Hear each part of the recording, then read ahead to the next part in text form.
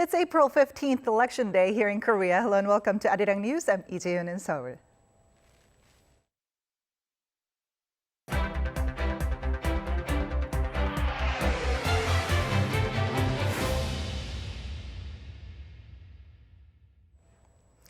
Voting for South Korea's 21st general election began 6 hours ago. We have about the same amount to go. Now, due to concerns over COVID-19, election authorities have installed mandatory quarantine measures at polling stations nationwide to prevent the chance of further infections.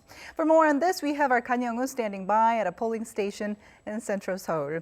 Young-woo, fill us in. Hi, Jian. So the South Korean voters began casting their ballots at 6 a.m. this morning. Since the coronavirus outbreak is still lingering in the country, the National Election Commission has prepared a number of preventive measures to fight against possible spread of COVID-19. Now, along with bringing your identification card to the polling station, voters must wear a protective mask when entering the polling station. Once voters arrive, they get their temperatures taken. If they don't have a fever or a cough, they have to disinfect their hands with hand sanitizer and put on disposable plastic gloves, both of which are provided by the polling stations they visit. Voters are also required to stand at least 1 meter from each other at all times. Here's how some of the voters feel about this year's election. It's my first time voting like this, but I feel clean and I think a lot of people like it this way. I hope they continue to do it this way. I think it's a good idea to carry out the election. It looks like everything is going well as people are wearing masks, gloves, and keeping distance from each other. Now, anyone showing respiratory symptoms or a temperature that's taken higher than 37.5 degrees Celsius will be escorted to a separate area to vote. The polling stations will stay open until 6 p.m. Now, Hyung-woo, what about those in self-quarantine? I mean, the National Election Commission has made it possible for them to cast their ballots, so how's that going to work? That's right, Jiun. The election authorities have allowed people in self-quarantine to vote today. There are almost 60,000 eligible voters in self-isolation. Now, according to Ministry of the Interior and Safety, around 23% of the voters in self-quarantine, that's about some 13,000 people, have applied to cast their ballots on this Wednesday.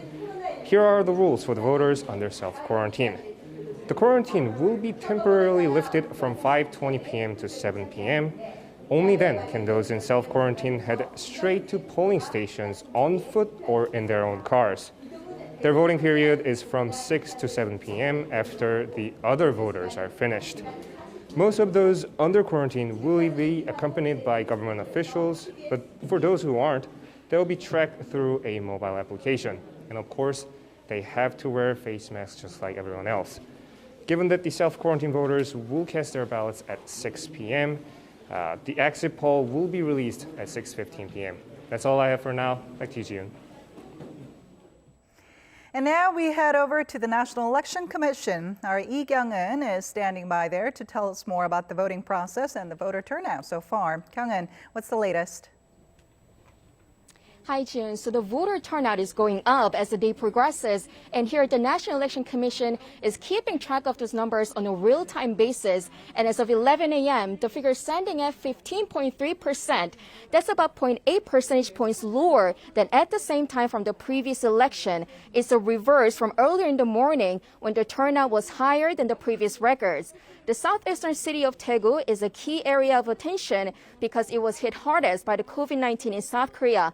It's showing the second highest participation rate with 16.8%. The city is running neck and neck with Gangwon-do province, which has 16.9%. This is somewhat unprecedented because traditionally, Daegu's turnout has been low, and its figure was actually the country's lowest in the previous election. And it seems that COVID-19 has further drawn people closer to politics, not away from it. The polling stations will close at 6 p.m., but the official turnout will not be confirmed until very late at night. and the numbers are likely to see a notable jump at 1 p.m. as early voter turnout will be included in these figures. And in all 5 previous general elections, only once, in 2002, has the country seen a turnout over 60%. And this year, despite concerns over the outbreak, the early voter turnout hit a record high of 26.7%. I will keep you updated on the numbers and how it develops as the day goes on. Now, as millions of South Korean voters hit the polls today, they'll be choosing the men and women they want to represent their community in the National Assembly for the next 4 years. And we went out to the streets to hear what people are hoping for post-election. Here's our Kim Bo-kyung with more. Many Korean citizens have stressed that a new National Assembly would need to work on certain economic measures following the COVID-19 outbreak. We need economic measures that could help the self-employed who are almost in bankruptcy and those who are on the brink of being out of work. Preventive measures against the pandemic, such as having an independent body that takes care of people's health, are also needed. Of course, COVID-19 made things worse, but I believe retailers had been having a hard time even before the outbreak. I hope those elected can find ways for the poor to have a better quality of life. Some believe that South Korea could find ways to boost the economy if parties can overcome ideological differences. Instead of fighting over ideology, I hope those elected this time could prioritize the economy. I believe the COVID-19 outbreak might be a chance for South Korea to start the third Korean wave in the pharmaceutical and biotechnological sectors if ruling and opposition parties work together. Citizens also demanded policies for the youth. Policies that are actually helpful for people are needed amid the COVID-19 outbreak, especially for employment, loans, and house leasing for young people. I'm currently looking for a job, so I hope there will be more jobs for young people. Some wanted politicians to really look into each district's particular issues and come up with solutions. Those elected are representatives of each district, so I believe they need to come up with helpful policies that could actually tackle the issues in their district. In today's general election, candidates who have answers to the current economic challenges and who can find ways to help those citizens who are suffering are likely to appeal to the public. Kim Bo-kyung, Arirang News.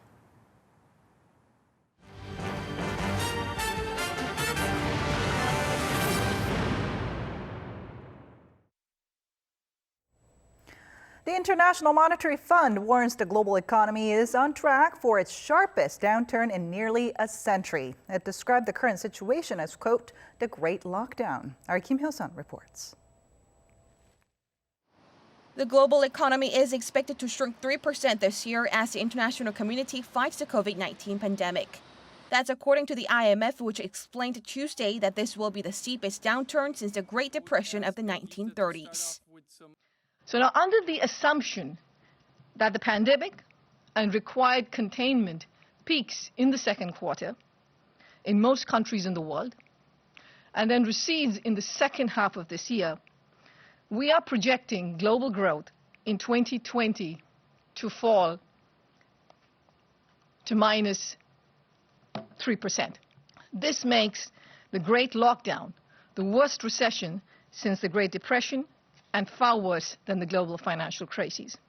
The IMF explained this is a significant drop of 6.3 percentage points from its previous forecast in January.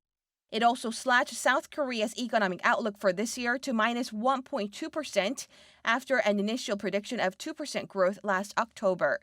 However, it expects a so-called V-shaped recovery for South Korea and the global economy next year, forecasting 3.4% and 5.8% growth for South Korea and the world, respectively. At the same time, it acknowledged that prospects for 2021 remain clouded by uncertainty. Describing the situation as, quote, the Great Lockdown, the IMF added that both developed and developing countries will face economic difficulties. So for the first time since the Great Depression, both advanced economies and emerging and developing economies are in recession. For 2020, growth in advanced economies is projected at minus 6%. Emerging market and developing economies, which typically have normal growth levels well above advanced economies, are also projected to have negative growth of -1% and -2.2% if you exclude China. The IMF highlighted that the international community needs to carry out monetary, fiscal, and financial policies together with the aim of cushioning the impact of the COVID-19 shock, as well as to ensure a sustainable recovery once the pandemic is under control. Kim Yo-sun, Arirang News. South Korea reported 27 more cases of COVID-19 on Wednesday, maintaining the number of new daily cases below 30 for the third day in a row. Furthermore, it has now been below 50 for the last 7 consecutive days. Total infections in South Korea now stand at 10,591. Of the new cases reported on Wednesday, 11 were imported, with 4 detected at quarantine checkpoints. The country reported 3 more deaths, raising the death toll to 225. The total number of cured people is now 7,616, with the country's recovery rate at nearly 72%. A man in his 60s has been charged and detained for violating self-quarantine rules, the first such case in South Korea.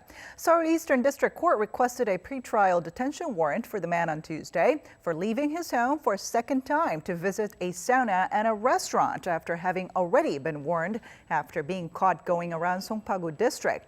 He had tested negative for COVID-19 but still had to stay in self-quarantine for 2 weeks as he had arrived in Korea from the U.S.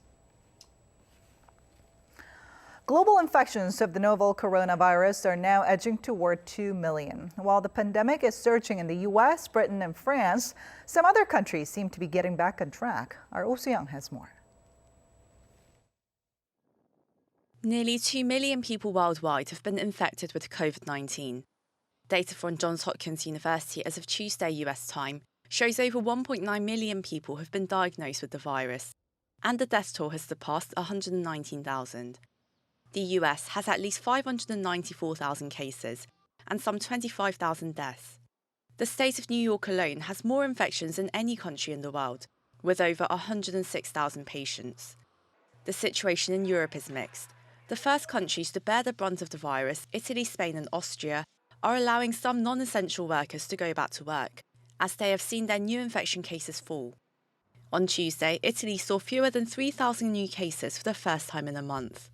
But the pandemic has worsened in the UK, where as of Tuesday evening local time, the death toll increased by 778, topping 12,000. France also saw a similar number of daily deaths and became the 4th country after the US, Spain, and Italy to record more than 15,000 fatalities. Britain and France are expected to keep their lockdowns in place until next month. In India, the country's Prime Minister Narendra Modi extended the world's largest lockdown of 1.3 billion people until May 3rd, as cases continue to grow. Meanwhile, Russia on Tuesday recorded over 2,700 new infections, bringing the total case count there to more than 21,000. In Japan, COVID-19 cases rose by 482 on Tuesday, and the number of deaths rose by 19, the country's highest daily death increase so far. Oh Soo-young, Arirang News. Bombshell news from the White House. U.S. President Donald Trump says Washington will stop its funding to the World Health Organization while reviewing the agency's response to the COVID-19 pandemic.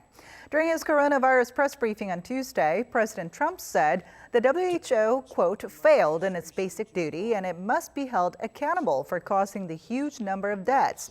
He also slammed the organization for putting political correctness above saving lives. By this, he meant the WHO taking China's assurances about the virus at face value, opposing travel restrictions from China and other nations early in the outbreak. The U.S. pumps up to $500 million into the UN agency's coffers annually. The United States has thanked South Korea for shipping hundreds of thousands of COVID-19 test kits to the U.S. The State Department said on Tuesday that it's thankful that the South Korean government has made the purchase possible and helping the country in its fight against the pandemic. On the same day, U.S. Defense Secretary Mark Esper also thanked South Korea. Some 600,000 test kits were procured by the U.S. through 2 South Korean companies and an extra 150,000 from a 3rd South Korean firm. The test kits were given interim approval by the U.S. Food and Drug Administration, and they are due to arrive by Wednesday, local time.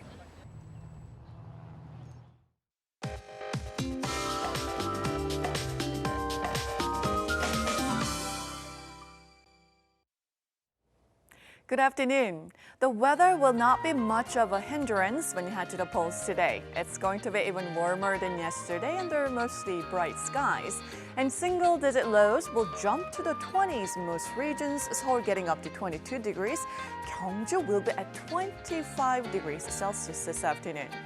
And the dryness in the air remains with a dry weather advisory expanding to more regions, while those of us in the central and western regions will need to be aware of relatively bad fine dust levels today.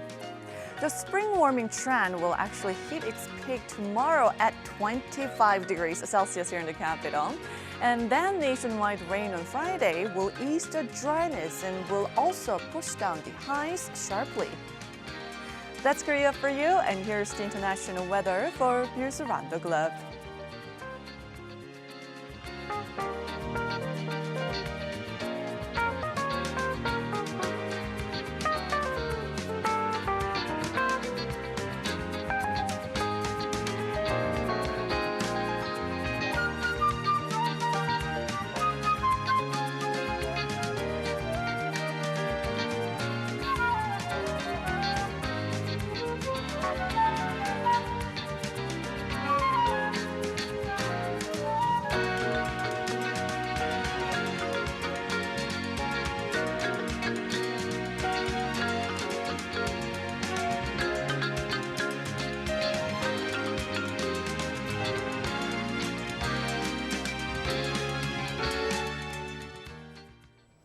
And that does it for now, but stay tuned for more updates on the general election. Thanks for watching, and goodbye.